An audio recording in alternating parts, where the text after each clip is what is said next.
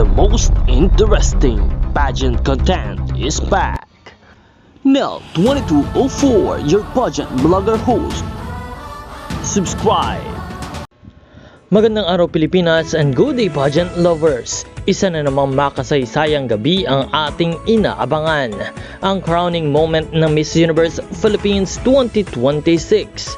At syempre, isa sa pinaka-emosyonal at pinaka-iconic na parte ng gabi ay ang pagpuputong ng corona ng reigning queen na si Atisa Manalo sa kanyang successor.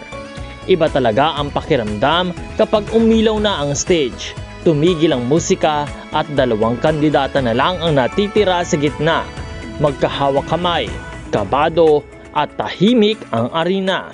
Tapos maririnig mo, and the new Miss Universe Philippines is talagang goosebumps. At doon napapasok ang sandali kung saan si Atisa Manalo suot ang kanyang eleganteng evening gown. May dignidad at pride ay dahan-dahang maglalakad papunta sa bagong reyna.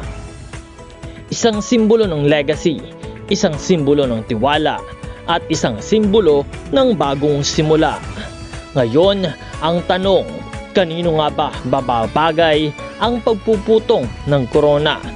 Sa kandidata na may commanding presence, may malinaw at makabuluhang advocacy, at may international appeal, at may puso para sa bayan. Hindi lang ito tungkol sa ganda, hindi lang tungkol sa pasarela. Ang hinahanap natin ay isang reyna na kayang dalhin ang bandera ng Pilipinas sa Miss Universe stage na may tapang, talino at authenticity. Kailangan natin ng queen na kayang tumayo sa harap ng mundo at ipakita kung gaano kalakas ang Filipina spirit. Handa na ba kayo na masaksihan ang isang makasaysayang pangyayari? Handa na ba kayo na umiyak, sumigaw at kiligin sa Coronation Night? Dahil isang putong lang ng corona ang magbabago sa buhay ng isang babae at magdadala ng bagong pag-asa para sa Pilipinas. Ang crowning moment ay hindi lang pagtatapos ng isang reign. Ito ay simula ng bagong laban. Sa lahat ng queens, ibigay ninyo ang inyong best at isa lang ang mananalo.